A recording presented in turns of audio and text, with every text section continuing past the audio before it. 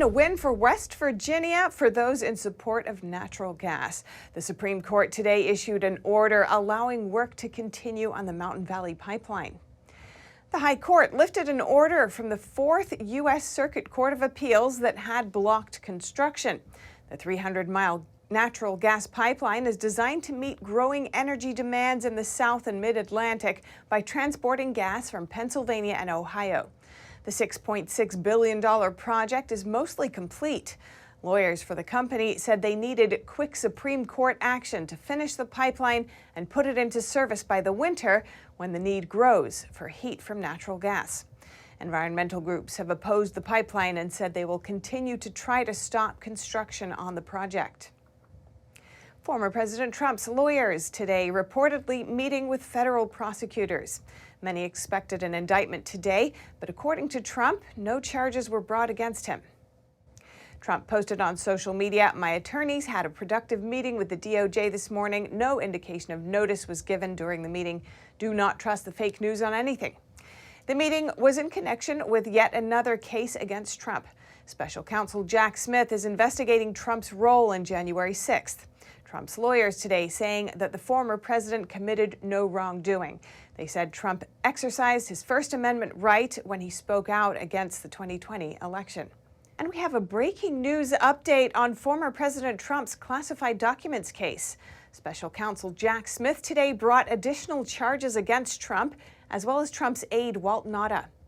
Trump was charged with one additional count of willful retention of national defense information and 2 additional obstruction counts related to attempts to delete surveillance video footage at Mar-a-Lago in 2022.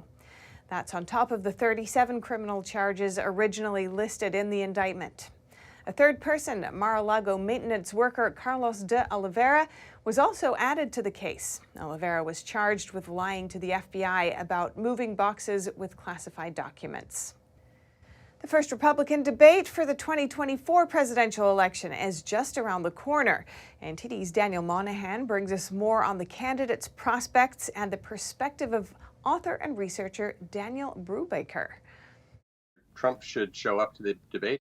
Daniel Brubaker is the author of By the People, which examines the 2020 presidential election. The author is sounding the alarm on American democracy. I believe that we are in historic times in this country in terms of what has been going on related to self-governance. The major issue of the 2020 election, and indeed the 2022 midterms, was the accountability, whether the citizens are still ruling this country. As for the 2024 election, Brubaker says Trump is the obvious frontrunner, but doesn't think he has anything to lose by showing up at the first Republican debate in August. I know everybody thinks and wonders that he is going to put his foot in his mouth, that he speaks very, what is the word? From the heart and not in a very prepared way, but I've never seen him be very concerned about that, and I've never seen it really harm him in the end as much as many people, particularly his detractors, would hope that it would. Entrepreneur Vivek Ramaswamy has caught Brubaker's eye. He's very impressive for what he has accomplished and his understanding and articulation of the issues. So I think there's an opportunity there for him. As for Florida Governor Ron DeSantis, Brubaker feels he's done a wonderful job in Florida and admires what he calls the firm and principled stand he's taken there, but finds his current position in the race to be troubling. I don't believe he's in trouble in his long-term political prospects. But in terms of this election, it seems, barring some major shift, I think the reduction in staff is probably just indicative of reading the writing on the wall. DeSantis cut over a third of his campaign staff this week, but still sits in second place. The author sees dark clouds on the horizon for the U.S., citing a recent poll saying 55 to 65% of Americans support the censoring of so-called false information. But Brubaker wonders who gets to determine what information is false. He sees an example of that in the treatment of Democrat candidate Robert F. Kennedy Jr. And so he went before Congress seeking to address the problem of censorship, and he got censored.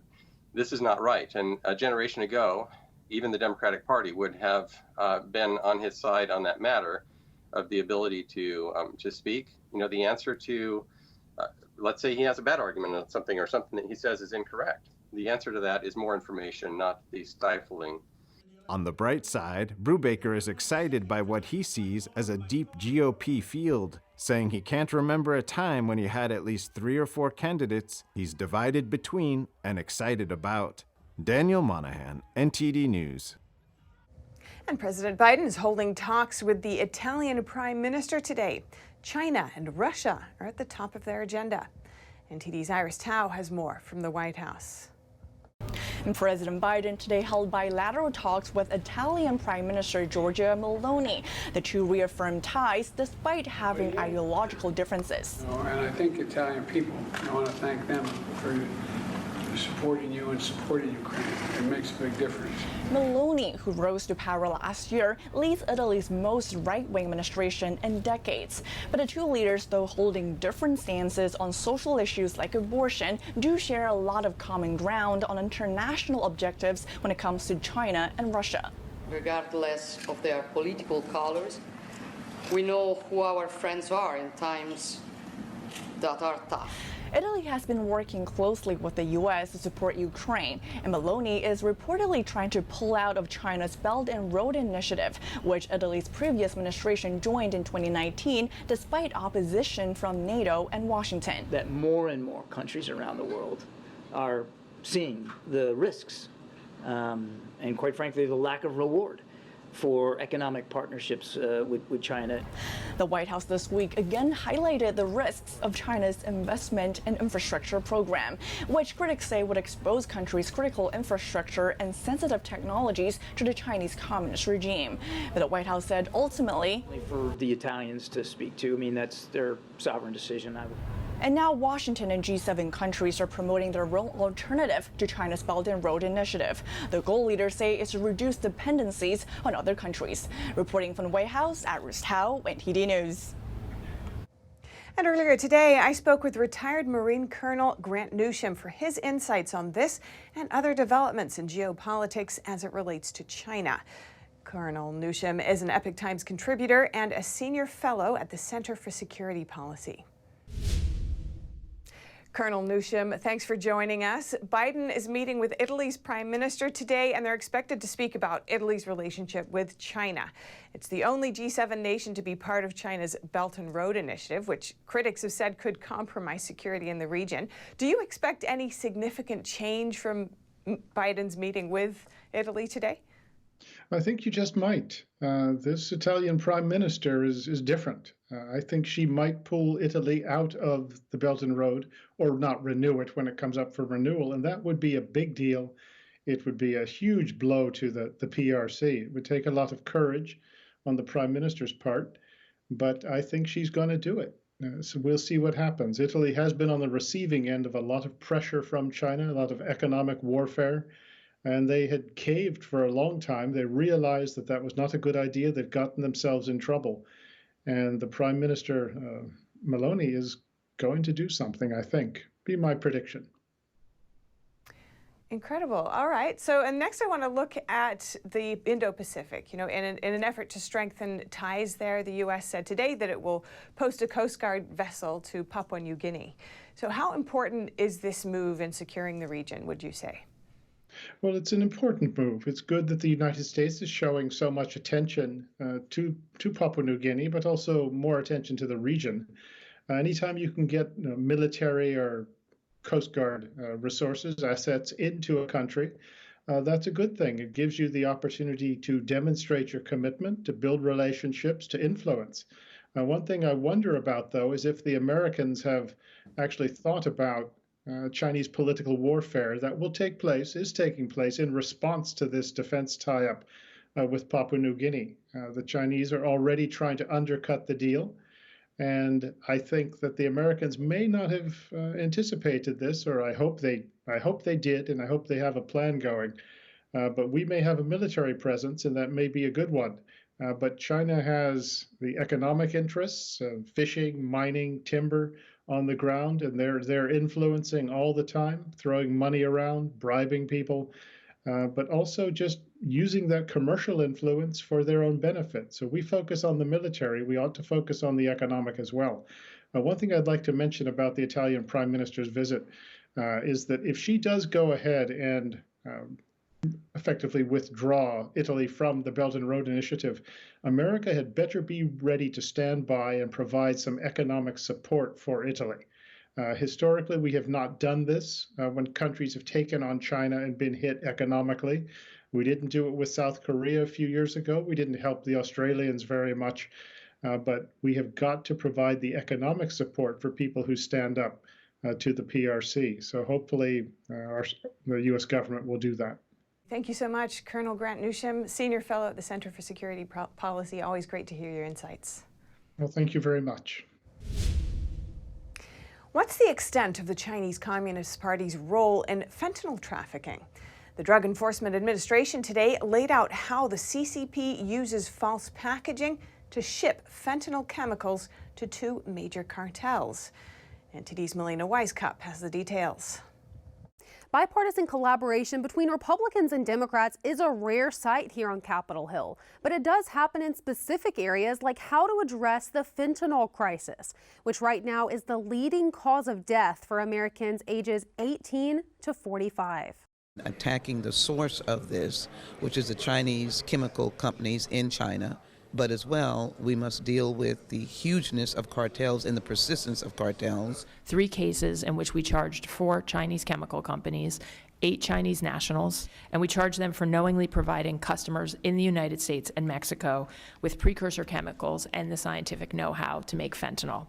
The administrator of the Drug Enforcement Administration testified that the Chinese Communist Party is engaging in deceitful measures, like false packaging to mail fentanyl precursors to Mexico, fueling 2 vast cartels, the Sinaloa cartel and the Jalisco cartel, which control the majority of the fentanyl global supply chain. Border barriers, technology along the border, you have to stop their financial incentives. This crisis costing more than 100,000 lives per year on average. That's roughly 300 deaths every day. But if we're losing wartime numbers being killed by the cartels and the CCP, I ask you, what is the definition of war? This deadly substance sourced in China goes to Mexico and then here to the U.S., where oftentimes social media platforms are the last step. Reporting from Capitol Hill, Melina Weisskopf, NTD News. The United Nations is calling for the release of the president of Niger. Yesterday, soldiers in the West African nation staged a coup and detained the president. In a speech on Thursday, the Secretary General of the United Nations condemned the coup in Niger. He said Niger President Mohamed Bazoum told him that he's well after being detained. It remains unclear who is now in control of the country. Yesterday, I spoke to President Bazoum to express our full solidarity to him. Now I wish to speak directly to those detaining him. Release President Bazoum immediately and unconditionally. Stop obstructing the democratic governance of the country and respect the rule of law. Niger's Army Command on Thursday declared its support for the coup, which soldiers of the Presidential Guard carried out on Wednesday. Supporters of the coup later ransacked and set fire to the headquarters of the ruling party. The coup followed military takeovers in neighboring Mali, Burkina Faso, and Chad, all since 2020. Now all 4 countries of the Sahel region are now ruled by military leaders. For the whole of West Africa, Niger has been seen as really one of the kind of key linchpins in trying to maintain stability across the region and contain the spread of jihadist violence and general destabilization. So that's why it matters. Various Islamic extremist groups are active around Niger, which is one of the world's poorest countries. More than 1,000 U.S. service personnel are in the country. The White House said Thursday that the U.S. has not seen any involvement in Russia or the Russian Wagner mercenary group in the coup. Reporting by Allison Lee, NTD News. 2 years after the chaotic U.S. withdrawal from Afghanistan, lawmakers today investigating what went wrong. Military officials testifying before a House committee about what they witnessed. NTD's Arian Pazdar has highlights from the hearing. Our hasty actions set the conditions for the Afghan government's collapse, the Taliban's slingshot to power, and the loss of 20 years of hope and progress in the Afghan people. On Thursday, a House Foreign Affairs subcommittee held a hearing titled "A Failure to Plan," examining the Biden administration's preparation for the Afghanistan withdrawal. A retired Army colonel says most didn't approve of Biden's withdrawal when the U.S. left Afghanistan in August of 2021. There was very little evidence to suggest that the Biden administration's plan would work, and a mountain range of evidence to suggest the plan would fail.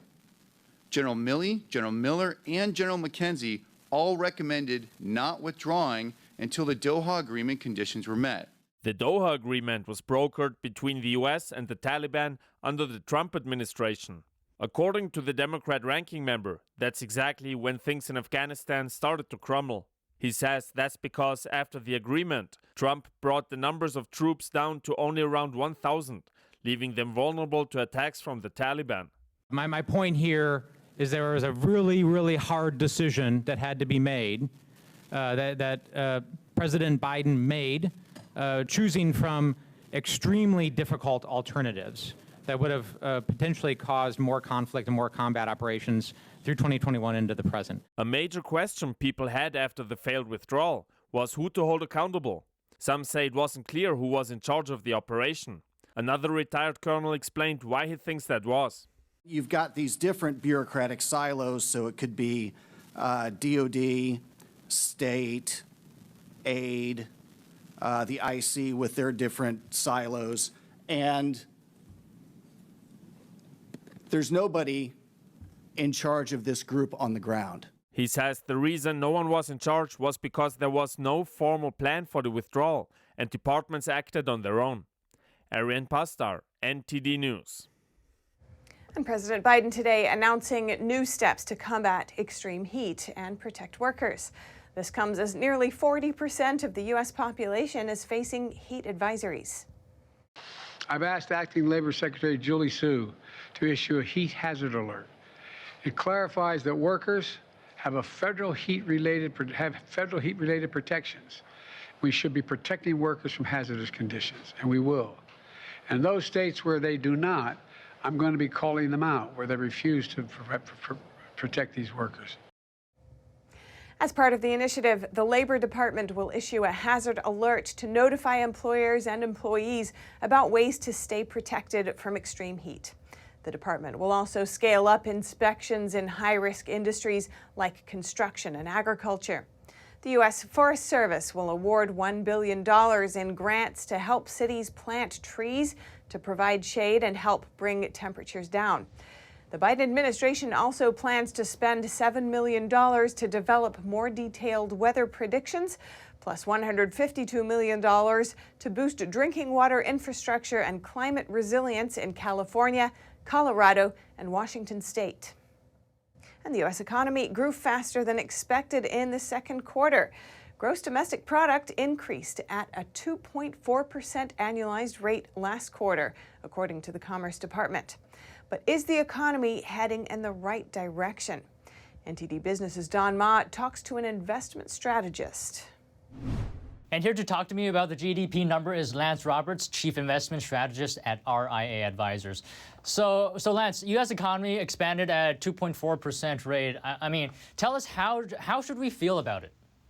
Well, so first of all, the 2.4% rate, obviously a good number. We were running about 2% in the first quarter, 2.4% in the second quarter. So now that is inclusive of the GDP deflator. Now, I don't want to get too complicated, but that's basically the inflation adjustment for GDP. Had the deflator come in line with expectations, we would have been closer to 2% versus 2.4. So, you know, pretty much the economy's doing exactly kind of what it's been doing, growing at 2%.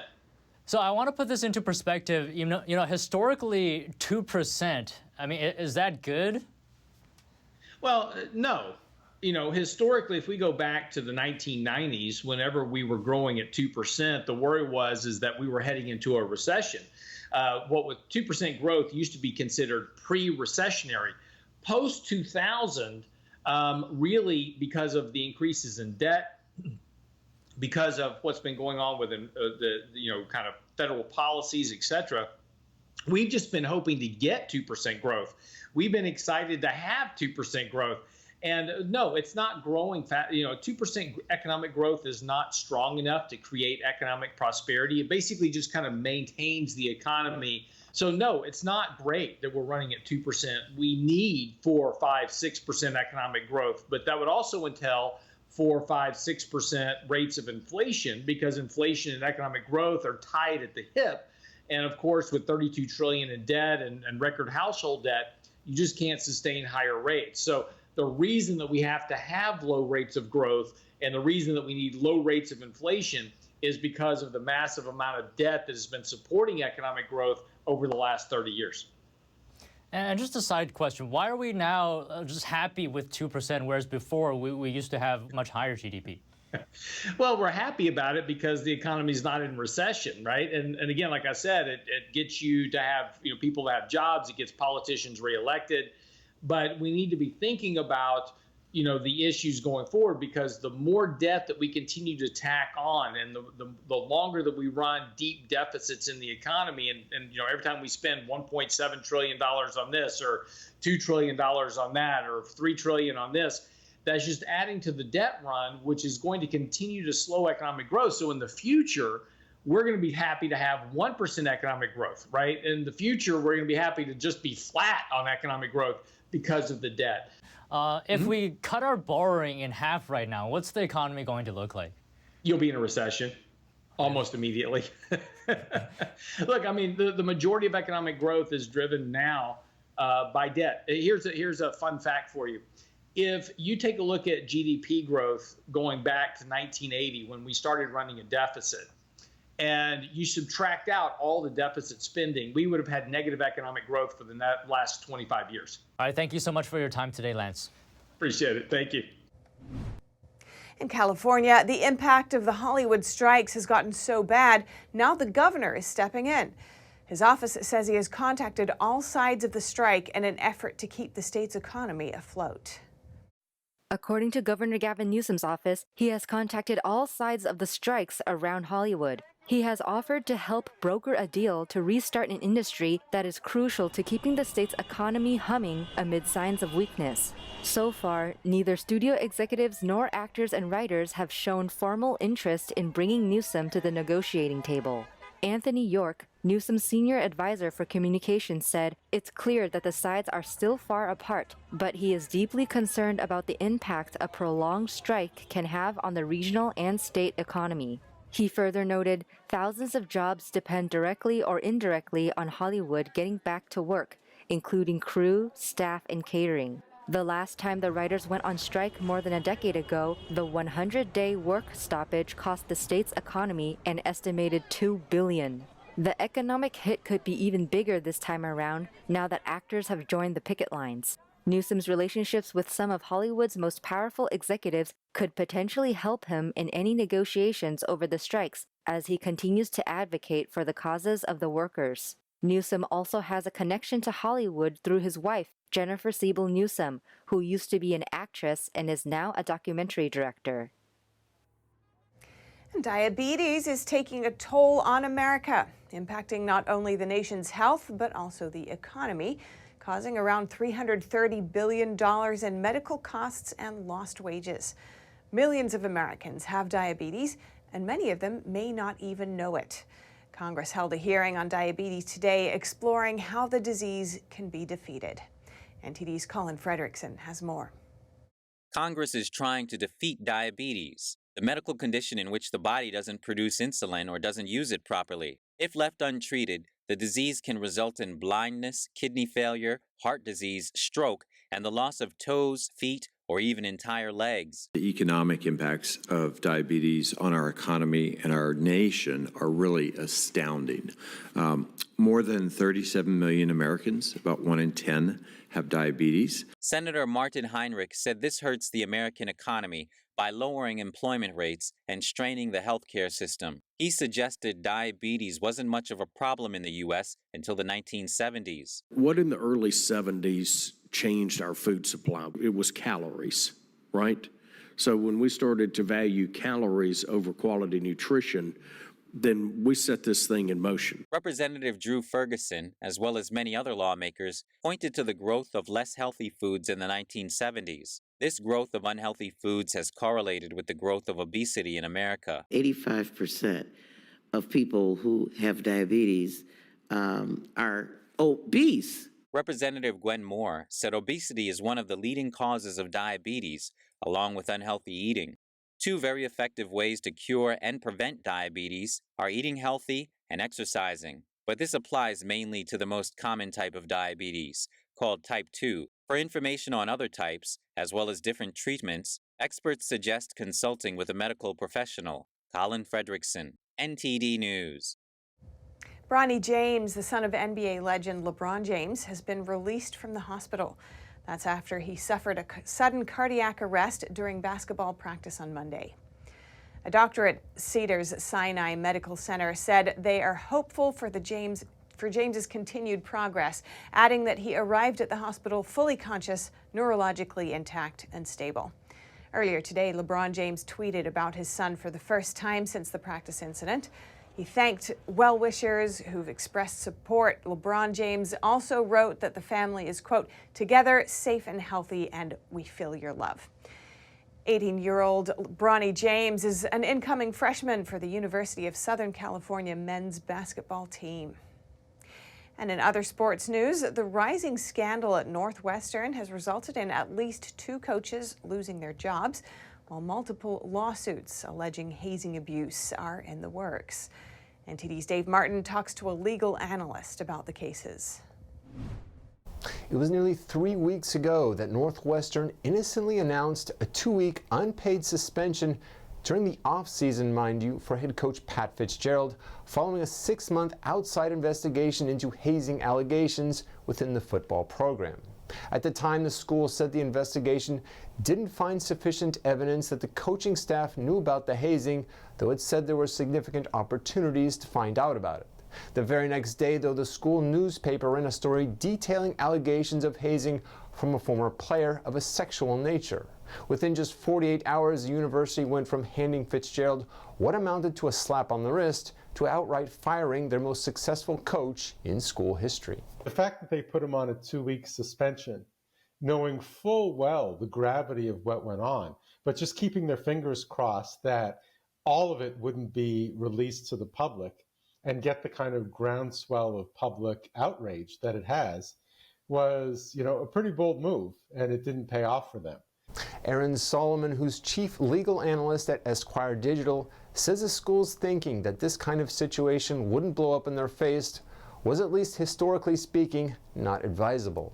What happens in situations like this is, once the story kind of comes out and we really see how broad the situation has been, more people come forward with usually viable claims against the university.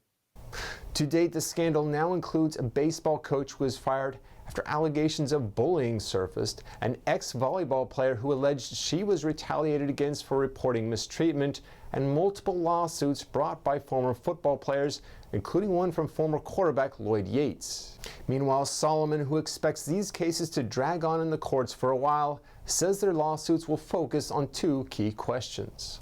Did the university, and when I say the university, I mean Coach Fitzgerald, the university president, the AD, anybody.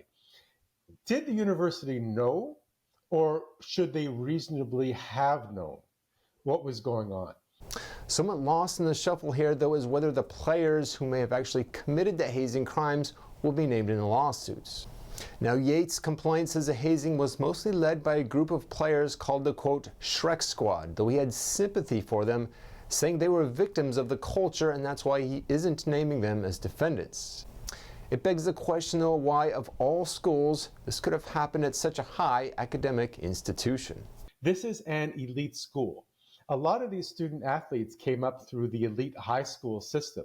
And I think a lot of the behaviors that we're looking at here are really endemic to elite schools. I think that these are students who felt that they were above rules and above the law. And from the many narratives that have already been created around Northwestern football, I just think that they thought that they weren't going to get caught. Solomon, who predicts that school president Michael Schill ultimately won't survive the scandal, has suggested the NCAA give the program the famed death penalty, the same one they gave SMU back in the mid-'80s that ultimately canceled 2 seasons of football. Meanwhile, athletic director Derek Gregg told ESPN this week that the school has implemented mandatory anti-hazing seminars for the entire athletic department, starting with the football program. I'm Dave Martin for NTD News. Have you ever wondered what it's really like at the southern border? Or perhaps you live there and you wonder how many folks know about the things you see, for example, in relation to those who cross the border and evade Border Patrol. They're known as Gotaways. Epic TV's latest documentary, by the same name, offers an inside look at life on the front lines with insights into the biggest border crisis in America's history through the lens of state and local law enforcement, ranchers, and those impacted by illegal immigration. Let's see some of that now. These men had surrounded my house. They were banging on my back door. They were banging on my front door. You can't understand it unless you're out here seeing it every day. 21 dead bodies on the property. Code 3 response. Is it wrong to ask people to come to your front door of your home? Then why would it be wrong to ask people to come to the front door of our nation? Their primary goal is to circumvent the checkpoints, go undetected. People that do not want to surrender, those are going to be the potential terrorists, the criminals, the real threat to the U.S. We were hoping the federal government would step in and do something, but they didn't. We have no clue who they are or where they're going. That's the scary part.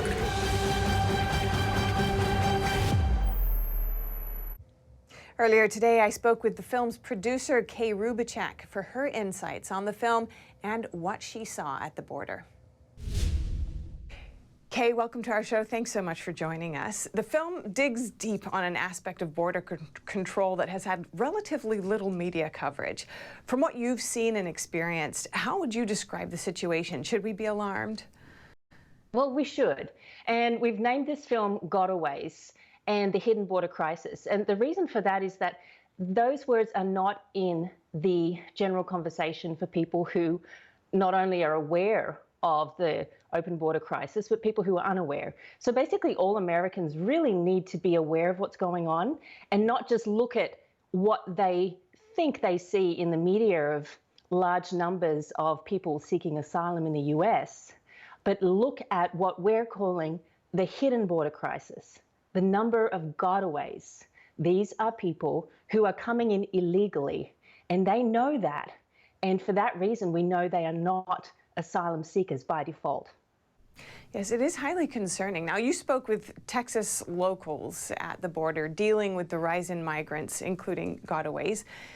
These are also often unheard stories. Could you tell us briefly about a person or an encounter that demonstrates that struggle? So we didn't only just speak to them.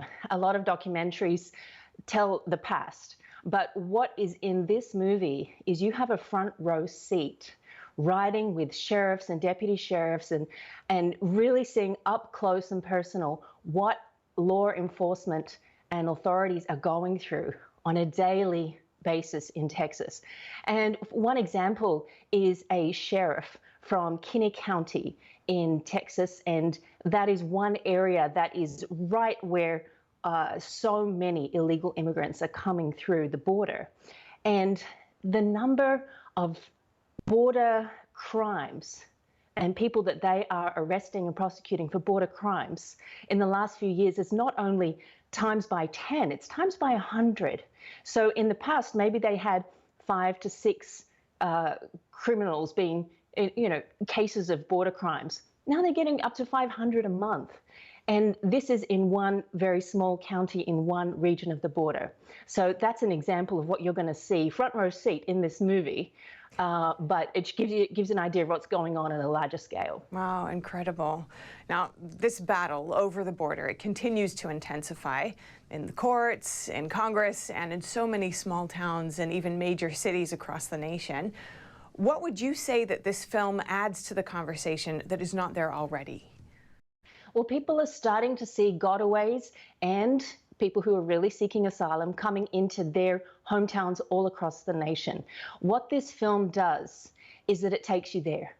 There aren't any other films that really take you there, where you are riding in the car, you are seeing the arrests, and most shockingly, I've reported on the border, but this was one of the most shocking things for me, was that you are seeing regular Americans traveling from across this country going to the border to participate in human smuggling to make money. So it's not just the crimes of the cartels, it's not just the crimes of legislation and it's not just policy issues.